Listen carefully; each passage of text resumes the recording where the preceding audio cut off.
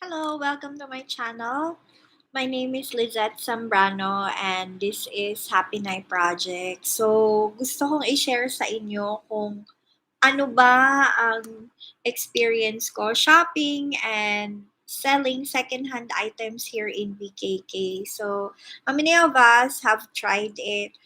In in my 9 years of stay here in Thailand, I must say I was able to gather a lot of items. Most of them I really don't use on a daily basis. So here, I would like to show you, or not really show you. Um, I was not able to go out and film, but I'd like to share something with you regarding what happened, and maybe you can learn something from it. So as you can see, I have my clothes in that area. But believe me, those are just the essentials. I was able to have a space wherein I can only see what I really need for a day, and that's about it. Before, it's hard for me to look up for my items just because I have a lot of things in there. Like, I ended up buying more than one item just because I want it, or just because I thought I would be needing it, and it's really not good. Believe me, these items here are the only ones left. I have my books and other essentials, so I'm going to be sharing that with you next time. So I'm not a minimalist. I think I'm more of an essentialist because I keep what I want, and it sparks joy in me. So I just realized that Marie Kondo, she's not really an essentialist, but facing it from her, she would analyze if something sparks joy for her before she let go of that item. So that means if most of the items are really the items that you like, then she'll probably end up keeping those items. So going back to our topic relating it to shopping second hand, or in Philippines we call it ukay. What are my experiences? Where do I go shopping here in BKK in case I would like to get something secondhand? One is, well, again, this is not a sponsored content, but I really go to visit Treasure Factory. You can check them out. You can check them online, and they're definitely open. What I love about Treasure Factory is that I can bring 10 items, and then aside from buying, I could also sell my items. I don't have the items that I was able to buy from them. Next time, maybe I'll show you. So in Treasure Factory, I was able to buy, wait, hello, please feel free to say.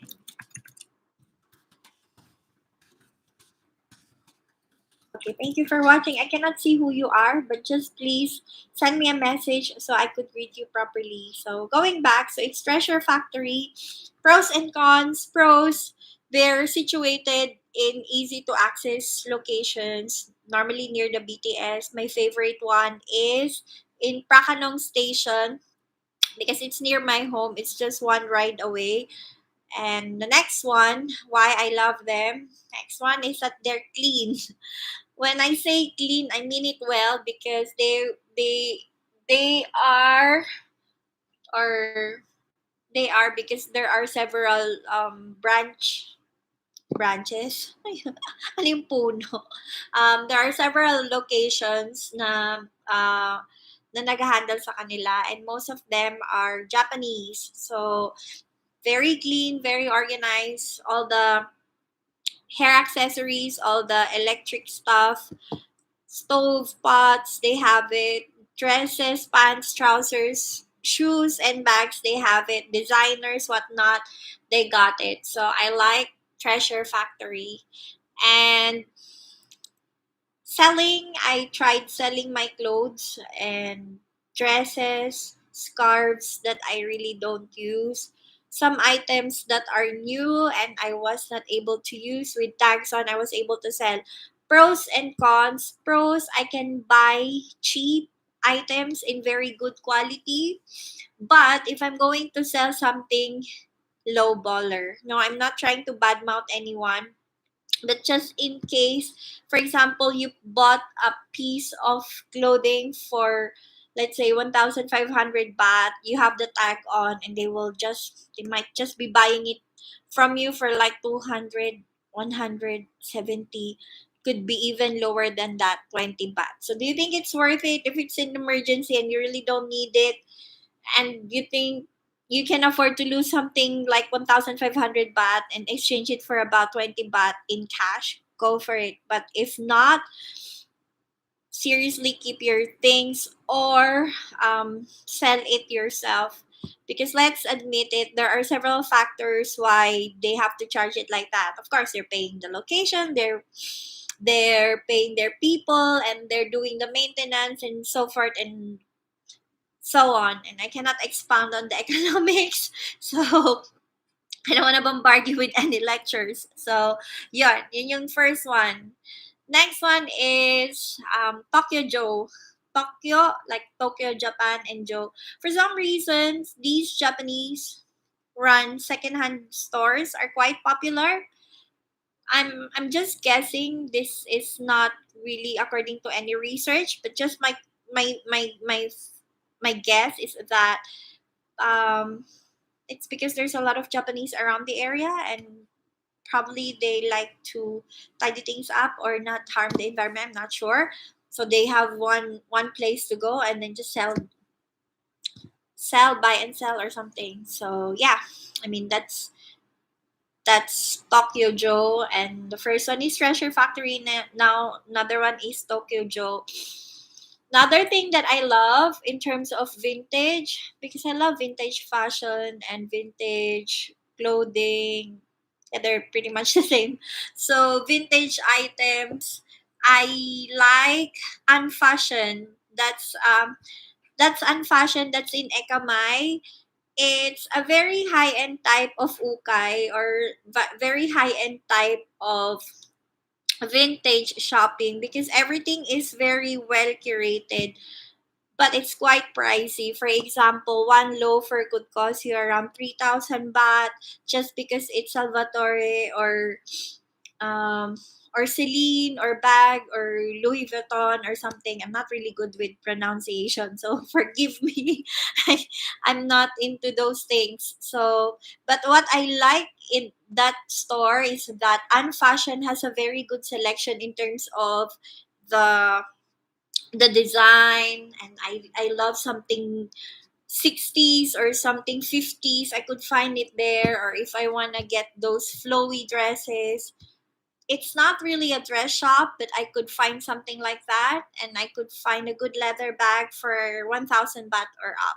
So why am I paying more in a vintage shop comparing it to buying it? I mean, to buying a new one, it's because of the style. I like the style, and I like the way it is curated and fashion. Next up, we're in. You can buy secondhand items in BKK. It's in um, what's that? Union Mall. So Union Mall, that's in Central Ladbrow. So you just have to go there. You can take the BTS, get off at the Ladbrow station, Pahon Yutin station, and then you'll be able to see Union Mall. Technically, it's like 168 Mall with all the shopping, all the new stuff, all the new trendy pieces, yung mga pang millennials, mga ganyan, mga headband, and any items related to fashion, it's there. But surprisingly, if you're going to check out their basement area, you will find a lot of fashionable vintage items. So I like that. One more thing that I like in terms of vintage shopping is vintage or secondhand is when I can post something in famous Facebook groups here in BKK. For example, moving out Bangkok, I think, or secondhand Bangkok. So you can try to search from your Facebook these groups, and then voila, you can find the best items right in front of you without going out, without traveling. You can be safe and you practice social distancing. So it's very good. I mean, you can just simply scroll, but the consequence for that is, what if you send the money and then the package don't arrive in your doorstep? So you also have to be very careful. So yeah, so it's convenient, but then again, it's gonna be an inconvenience if you pay and then will not get anything in return, because let's admit it, there are still some people who are very good at phishing, um in terms of fooling people, or in terms of sending good photos, but they're not really able to deliver what they promised. So those are my second hand tips in terms of shopping here in BKK. Another one is, if you really want to go into a massive secondhand shopping or vintage shopping, then let's wait until Chatuchak Market is open. As you know, Chatuchak is one of the largest shopping centers, or shopping outdoor shopping area here in Bangkok. It's massive. I just forgot the sizing, but it's massive. It's like, I don't know how many kilometers, but or meters or square meters, but check it out. Check Chatuchak or JJ Market. It's one of the most popular shopping areas in Bangkok or in Southeast Asia. So Chatuchak, that's also in Lad near Ladprao. So you can just take the BTS and get off at the Chatuchak area. So pros, it's there's a lot of options. There's a lot of items to choose from. Cons, right now they're closed. They're still closed. So Chatuchak Market, you can check them out as soon as they open.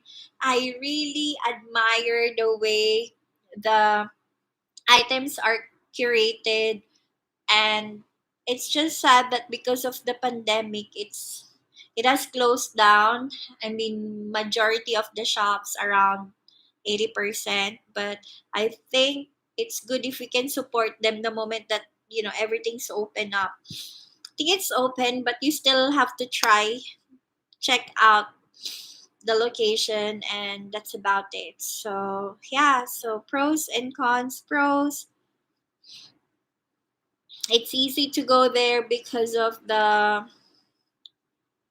location, because of the BTS. But now it's very uncertain because we don't know what you're gonna see in there. So you can still give it a try. So, I mean, those are my tips. If you are shopping secondhand, I like it because it allows me to save money. It allows me to budget. It allows me to get rid of the unnecessary expenses.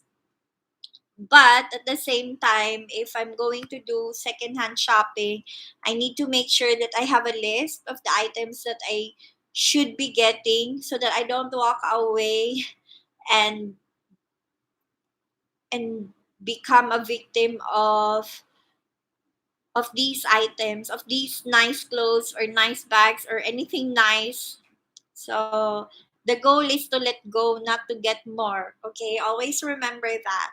I'm not trying to be preachy here, but there's really a benefit of having the essentials. Now, I'm as you can see, I may have a lot right now.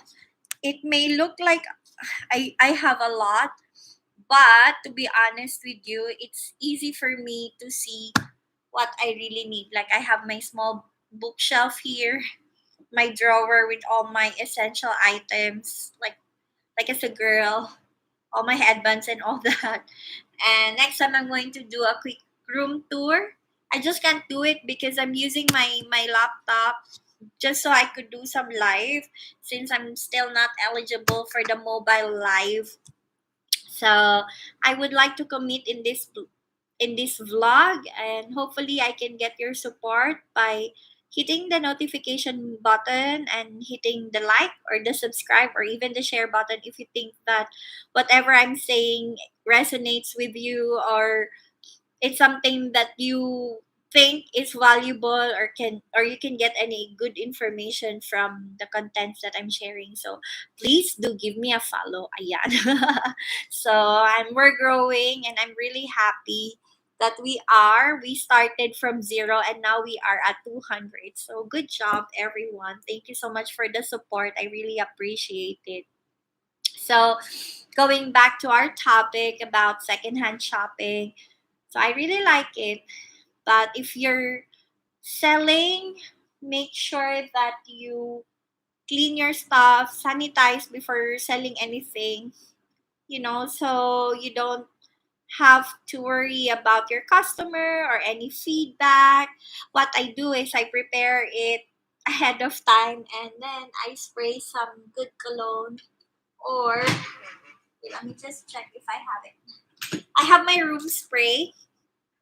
This is not a paid advertisement, but I like using this. Prat. Praat. I don't know how to.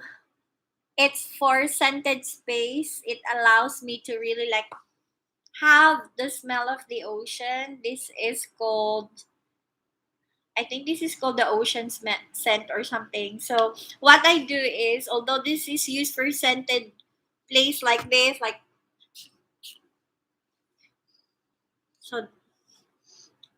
so that's what I do. I mean, I spray some cologne before I send my items away, and I normally have this type of um, paper bags, and then I spray some cologne before I sell my items, so the receiver would really have a good experience.